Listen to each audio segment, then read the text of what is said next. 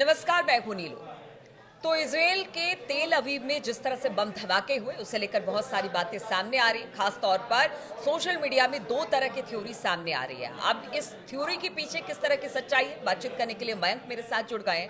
मयंक, जो बम धमाके तेल अवीव में हुए उसे लेकर बहुत सारी बातें आ रही कि हो सकता है इजराइल ने ही इसे प्लान किया हो। इस तरह की बातें सोशल मीडिया पर है, खूब चर्चा इसको लेकर हो रही है। आखिर इसके पीछे की सच्चाई क्या है, क्यों इस तरह की बातें आ रही हैं? देखिए, जो आप जिस तरफ इशारा कर रही हैं, ये जो धमाके होते हैं इसको लेके दो तरह की थ्योरीज जो हैं इस समय जिसकी चर्चा हो रही है इंटरनेशनल मीडिया में भी और खास करके सोशल मीडिया पे। उसमें जो पहली थ्योरी है ये बड़ी हैरान करने वाली है। कुछ लोगों का ऐसा कहना है कि भाई ये जो धमाके हुए ये धमाके मोसाद के द्वारा ही अपने शहर तेल अवीव में करवाए गए। इजराइल की सरकार ने खुद ये धमाके करवा दिए, ऐसे कुछ लोगों के आरोप हैं। जिसकी वजह ये है कि देखिए, जैसे ये धमाके हुए उसके फौरन बाद जो है ये बात निकल के सामने आ गई कि भाई ऐसा कहा जाने लगा इजराइल की तरफ से कि वेस्ट बैंक के कुछ फिलिस्तीनी संगठन हैं, अल कासिम ब्रिगेड का उसमें नाम आया सामने कि भाई ये फिलिस्तीनी जो संगठन है वेस्ट बैंक के, इन्होंने ये हमले को अंजाम दिया है और इनकी प्लानिंग ये थी कि शुक्रवार को धमाके हों, लेकिन टाइमर गलत था, इस वजह से ये गुरुवार को हो गए। लेकिन देखिए, जिस तरह से ये धमाके होते हैं इसमें कोई कैजुअलिटी नहीं हुई, कोई नहीं मारा गया। उसके बाद जो है तुरंत ये बयान आने लगे कि भाई नेतन्याहू ने एक बड़ी बैठक की है और अब वेस्ट बैंक में इजराइल बड़ी कार्रवाई कर सकता है। तो उसके बाद ये कहा जाने लगा कि कहीं सोशल मीडिया पे कुछ लोगों ने इस तरह के आरोप लगाने शुरू कर दिए, ऐसी चर्चाएं छिड़ गई कि कहीं ऐसा तो नहीं कि इजराइल और नेतन्याहू खुद चाहते थे कि हमें वेस्ट बैंक पर एक बड़ा मिलिट्री एक्शन का बहाना चाहिए, इसीलिए उन्होंने ही तो कहीं इजराइल की तरफ से ही तो ये भीतरघात नहीं हुआ।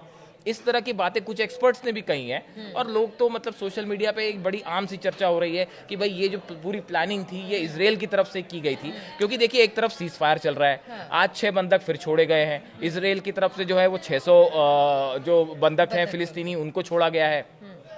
तो इन हालात में अच्छा, कोई कैजुअलिटी नहीं, कैजुअलिटी भी नहीं। कहा अब देखिए, हाँ, इन हालात में इस सीज फायर के बीच में एकदम से ये धमाके होना और उसके बाद तुरंत देखिए अल कासिम ब्रिगेड की तरफ से बयान आया कि भाई ये जो है ये शहीदों का एक प्रकार से बदला है, लेकिन उन्होंने कहीं क्लेम नहीं किया कि भाई हमने ये धमाके करवाए।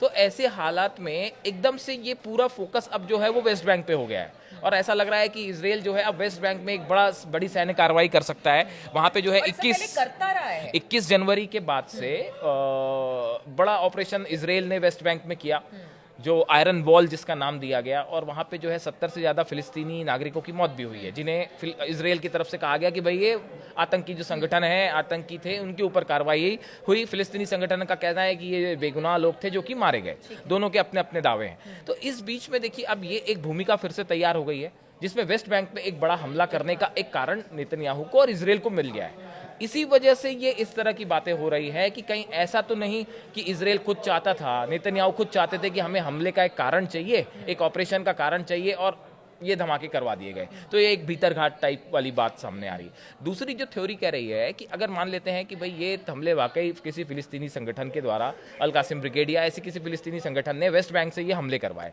तो आप देखिए कि वहाँ पे आयरन वॉल के नाम से इतना बड़ा ऑपरेशन छेड़ रखा है इजराइल ने। आपके सैनिक वहाँ पे हैं, आप एयर स्ट्राइक्स लगातार कर रहे हैं, उसके बाद राजधानी में और वो भी राजधानी में ये बड़ा हैरान करने वाली बात है कि सीसीटीवी में भी एक संदिग्ध का फुटेज सामने आया है। देखिए, ये जो बम थे इनमें 5-5 किलो एक्सप्लोजिव था, 5 बम थे। 25 किलो का एक्सप्लोजिव लेके वेस्ट बैंक से कोई शख्स तेल अवीव चला आता है। मोसाद को इसकी जानकारी नहीं मिलती, शिनबेट को इसकी जानकारी नहीं है, किसी को खुफिया एजेंसीज को कुछ नहीं पता चल पाता। वो आके बसों में एक्सप्लोजिव भी प्लांट कर देता है और वो फट भी जाते हैं। कोई आतंकी संगठन इतना एक्सपर्ट तरीके से आपके अंदर घुस के बम प्लांट कर देता है और टाइमर उसका गलत सेट कर देता है। ये भी बड़ी हैरान करने अजीबोगरीब बात है ये कि इतनी सफाई के साथ वेस्ट बैंक से एक फिलिस्तीनी संगठन, आतंकी संगठन जो है वो सब कुछ प्लान कर देता है। कहने को तो ये भी चर्चाएं छिड़ गई हैं कि भाई ईरान ने जो है वो मदद की है। ये जो बम, एक इस तरह की भी एक चर्चा छिड़ गई है कि ये जो एक्सप्लोजिव था इसे प्लांट करने में ईरान ने जो है वो फिलिस्तीनी संगठनों की मदद की है और उनके जरिए ये धमाके करवाएगा। तो इतना सब कुछ इतनी सफाई से प्लान हो गया, लेकिन बस टाइमर सेट करना गलत हो गया। ये तो बड़ी एकदम हैरान करने वाली बात है। और दूसरी बात यह है कि अगर मान लीजिए ये हमास की तरफ द्वारा हुआ भी, पहली बात तो सीज फायर के बीच में हमास के द्वारा ये करना अपने आप में भी आफत मोल लेने वाली बात है कि इसके बाद फिर स्ट्राइक कर देगा, सीज फायर कैंसिल हो जाएगा, फायदा क्या होगा। तो ऐसी स्थिति में क्या ये कहा जाए कि भाई जो ये ऑपरेशन इजराइल का वेस्ट बैंक में है, आयरन वॉल, क्या इसको फेल माना जाए? भाई यानी लेबनान, सारी उंगली इजराइल की तरफ, अगर हाँ जो चर्चा है, चर्चाओं का बाजार हाँ जिस जो तरह से चर्चाओं का गर्म है। बाजार गर्म है, उसमें इस तरह की जो बातें हैं वो बहुत ज्यादा हो रही है कि किसी के गले असल में ये बात उतर नहीं रही कि हमास ने जो है वो या फिर किसी फिलिस्तीनी संगठन ने इसको प्लान किया। ये बहुत सारा एक बड़ा वर्ग ऐसा है जिसको ये बात डाइजेस्ट नहीं हो रही।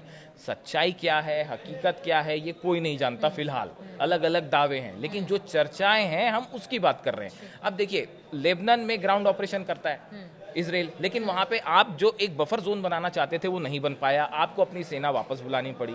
हमास के साथ जो है वो आप इन्वॉल्व रहे इतने समय तक, हमास खत्म नहीं हो पाया, आज आखिर आपको नुकसान इजराइल का, हमास का, दोनों का हुआ और आप ये निगोशिएट सब करना है। पड़ा आपको। अब वैसे ही देखिए वेस्ट बैंक में आप कह रहे हैं कि इतना बड़ा ऑपरेशन आपने 21 जनवरी से छेड़ रखा है, इतने सारी आपने एयर स्ट्राइक करी, उसके बाद भी आप कह रहे हैं कि तुल्कारेम और जेनिन के जो शरणार्थी कैंप है वहां पे आतंकी हैं, तो फिर आप ये कहना चाह रहे हैं कि वेस्ट बैंक में भी जो है वो आप सफल नहीं हो पाए। तो अगर इस लिहाज से देखें तो नेतन्याहू के ऊपर भी बड़ा दबाव है कि भाई आप जो है, आपके अंदर आने के बाद पिछली बार जो 7 अक्टूबर को हमला हुआ था वो तो बड़ा फेलियर था ही, आर्मी चीफ को अंततः जो है वो रिजाइन करना पड़ा उसकी जिम्मेदारी लेते हुए। तो अब ये उसी तरह का एक बड़ा फेलियर है कि आपके अंदर जो है वो आतंकी घुस जाते हैं और हमला कर जाते हैं। इसीलिए इसको बड़े संदेह की नज़र से देखा जा रहा है और इसको लेके तमाम थ्योरीज है। और अब ये भी कहा जा रहा है कि कहीं ऐसा ना हो कि, और एक वो नया जो मामला सामने आया कि 4 डेड बॉडीज में से एक महिला की जो डेड बॉडी थी वो गजा की किसी महिला की थी और वो इजराइल की नागरिक की नहीं थी, उसको लेके भी विवाद है। तो अब ये जो सीज फायर है इसको लेके भी तरह तरह के सवाल उठ रहे हैं। तो ये जो थ्योरीज बम धमाकों को लेके है, इसमें चर्चाएं बड़ी तो इंटरेस्टिंग इसके है। कुछ परिणाम आप देख सकते हैं क्या? क्योंकि अगर ये सारी बातें हैं तो तैयारी तो हर तरफ से अब होगी। देखिए, अब सवाल ये है कि ट्रम्प चाहते हैं कि सीज फायर जारी रहे, जल्दी से जल्दी बंधकों वाला इशू पहले खत्म हो। तो और इसलिए अरब देशों हाँ, में भी देखिए ये है अरब कि- देश भी जो हैं, अरब देश भी आप चाहे सऊदी अरब की बात करें, मिस्र की बात करें, कतर की बात करें, यूएई की बात करें, जॉर्डन की बात करें, आप देखें कि थोड़े पिछले कुछ समय में ये सब के सब मुस्लिम इस्लामिक देश जो हैं ये इजराइल के खिलाफ एकजुट होते दिखाई दिए। जो भले अमेरिका के कैंप में भी रहे हों, वो भी, उनको भी ये बात समझ नहीं आई कि फिलिस्तीनियों को गजा से हटा दिया जाए। ये वो बात है जो किसी इस्लामिक देश को भी हजम नहीं हो रही। तो इसलिए जो है आप देखें, इजराइल के खिलाफ एक इस्लामिक देशों का एक जो है एक संगठन बनता भी दिखाई दे रहा है। तो ये पूरा स्थिति जो है एक बड़ी दिलचस्प मोड़ पर खड़ी है, जो आगे कुछ दिनों में तय होगा कि इसका क्या होगा। बिल्कुल। तो इजराइल में जो धमाके हुए उसके पीछे किसी तरह की साजिश थी या क्या वजह थी? चर्चाओं का बाजार बहुत ज्यादा गर्म है।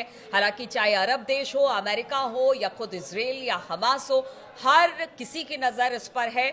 अब देखना होगा कि आगे इसे लेकर क्या अपडेट सामने आता है। हम भी इस पर लगातार नजर बनाए हुए हैं। आप हमारे साथ बने रहें।